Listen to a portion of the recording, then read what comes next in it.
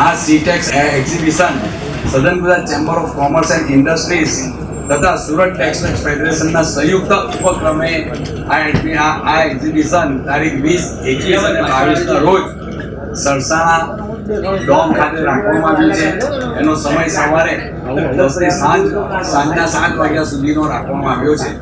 અને આ 3 દિવસના એક્ઝિબિશનમાં દરેક પ્રકારની મશીનરીઓ, અત્યંત આધુનિક મશીનરીઓ, ઓટોમેટિક મશીનરીઓ અને હાઈ સ્પીડ મશીનરીઓ મૂકવામાં આવેલ છે.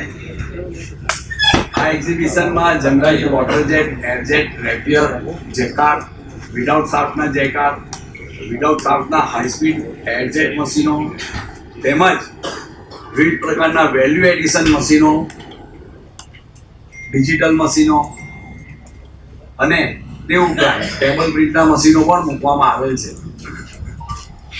આપણે દરેક એક્ઝિબિશનમાં 1800, 1200 આરપીએમના ને એટલી સ્પીડના મશીનો તો જોયા જ છે, પરંતુ આ વખતે 1600 આરપીએમના મશીનો પણ મૂકવામાં આવ્યા છે.